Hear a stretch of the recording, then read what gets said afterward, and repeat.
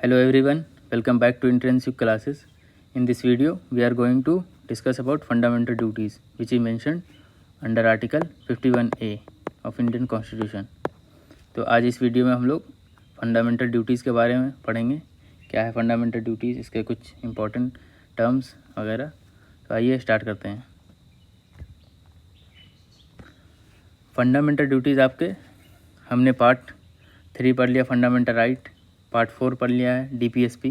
Part 4A fundamental duties से deal करता है। पार्ट 4A, ये ए वर्ड जो है मैंने पहले ही बताया था, ये ए वर्ड का मीनिंग ये हुआ कि ये फंडामेंटल ये जो आर्टिकल है ये स्टार्टिंग में हमारे कॉन्स्टिट्यूशन का पार्ट नहीं था, बट बाद में अमेंडमेंट होकर के ये ऐड हुआ है, कैपिटल ए। तो पार्ट 4A आपका फंडामेंटल ड्यूटीज़ की बात करता है। इसमें एक ही आर्टिकल है विच इज़ 51A।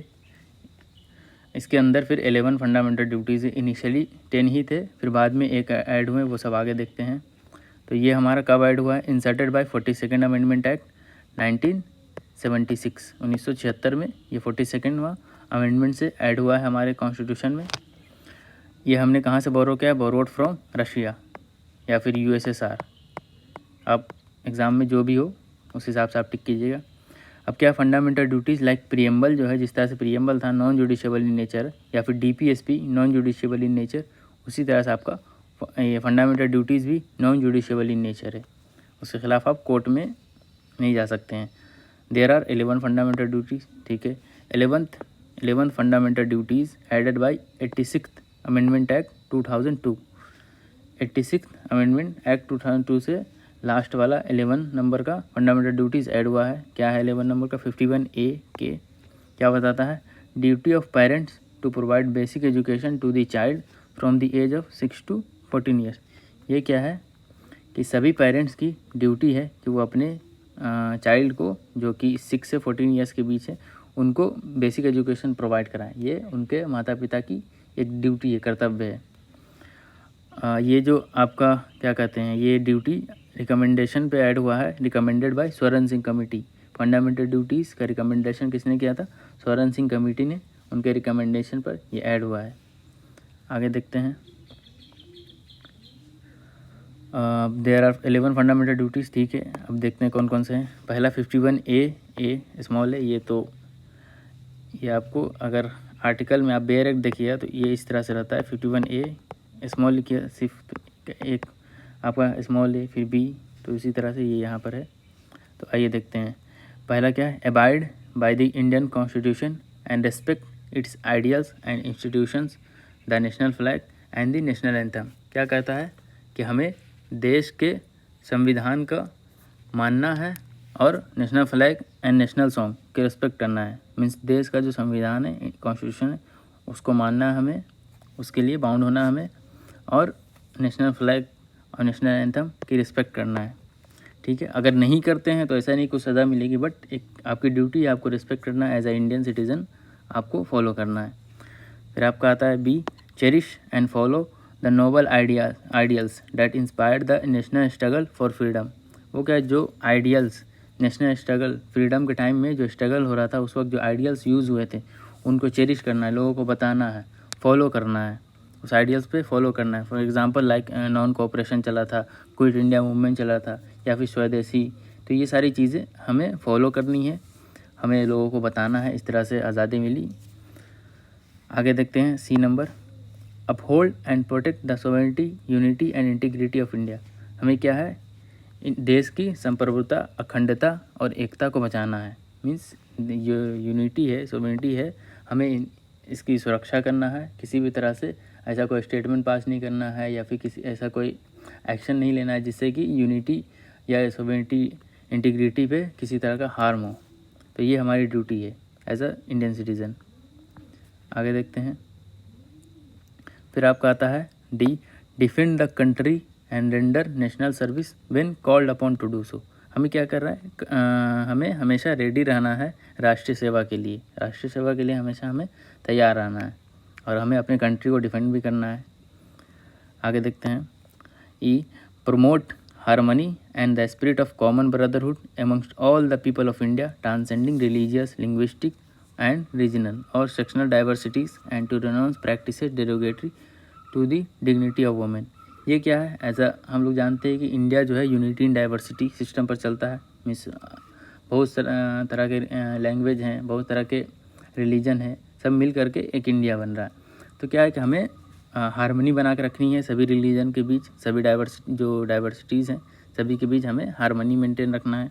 और क्या है कि हमें उन सारे प्रैक्टिसेस को रिनाउंस करना है, उनको ख़त्म भी करना है जो कि वुमेन के अगेंस्ट या फिर वुमेन के लिए, वुमेन की डिग्निटी के ख़िलाफ़ जो चीज़ें होती है उसको हमें ख़त्म करना है। तो ये एक ड्यूटी है एज ए इंडियन सिटीज़न सभी की। आगे देखते हैं। F, value and preserve the rich heritage of the countries composite culture. क्या हमें जो है, जो रिच हेरिटेज है हमारा कल्चर, उसका वैल्यू करना है, उसे प्रोटेक्ट करना है, ये हमारा ड्यूटी है। नेक्स्ट देखते हैं।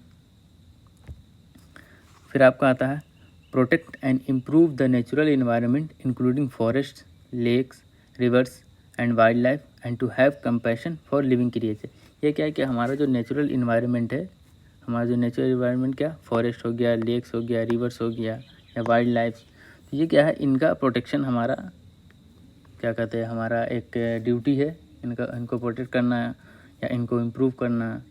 लाइक फॉरेस्ट है, पेड़ पौधे नहीं काटना है, इम्प्रूव करना है, पेड़ पौधे लगाना है। लेक्स वगैरह उन्हें गंदा नहीं करना है, रिवर गंदा नहीं करना है किसी तरीके से, वहाँ वो क्या डस्ट नहीं फैलाना है। तो ये सारी क्या है, हमारी ड्यूटी है। To have compassion for the living creatures, क्या है, हमें लिविंग क्रिएचर्स के लिए कंपैशनेट होना है, उनकी रक्षा करना है।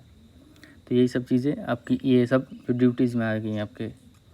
फिर आता है आपका develop scientific temper, humanism, spirit of inquiry and reform. ये क्या है कि हमें अंधविश्वास की तरह नहीं काम करना है। फॉर एग्जांपल, अगर सोशल मीडिया पे आप किसी भी तरह का न्यूज़ देख रहे हैं तो ऐसा नहीं कि बस वहाँ सोशल मीडिया पे किसी भी पेज पर आपने पढ़ लिया और उसको मान लिया, ऐसा नहीं है। अपना साइंटिफिक टेम्पर डेवलप करना है, सोचने समझने की शक्ति, और फिर इंक्वायरी करना है उस न्यूज़ पे, क्या वो न्यूज़ सही में क्या कहते हैं उसे, करेक्ट है या फिर फेक न्यूज़ है। फॉर एग्जांपल, अभी के वक्त में फेक न्यूज़ बहुत इधर उधर सर्कुलेट हो जाती है, लोग आसानी से मान जाते हैं। तो ऐसा नहीं है, आपको इंक्वायरी करना है कि क्या वो सही में वो ऐसा हुआ है news.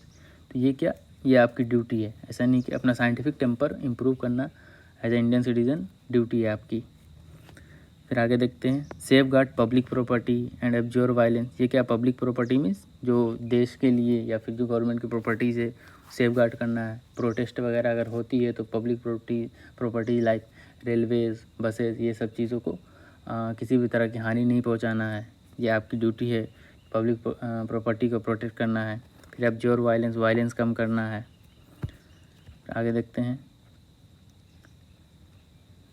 strive towards excellence in all spheres of individual and collective activity so that the nation constantly rises to higher levels and endeavor and achievement। ये क्या है कि हमें हमें हर क्षेत्र में एक्सीलेंस की तरफ बढ़ना है ताकि देश आगे बढ़े। मीन्स जितने भी क्या कहते हैं उसे सेक्शन से, फॉर एग्जांपल आप लॉ पढ़ रहे हैं तो लॉ में अपने इस तरह से एक्सीलेंस प्रोवाइड कीजिए, एक्वायर कीजिए इस तरह से कि आपका जो कंट्री है वो आने वाले वक्त में डेवलप करे। फॉर एग्जाम्पल, आप किसी भी सेक्शन में जा रहे हैं तो उसमें एक्सीलेंस आप एक्वायर कीजिए। तो ये हमारी एक ड्यूटी है एज ए इंडियन सिटीज़न। फिर लास्ट आता है आपका provide opportunities for education to his child between the age of 6 and 14 years. ये क्या है कि 6, ये तो मैंने पहले भी डिस्कस किया, ये 6 to 14 ईयर्स के बीच के जो भी चाइल्ड्स हैं उनको उनके पेरेंट्स की ड्यूटी है कि उन्हें बेसिक एजुकेशन प्रोवाइड करना है।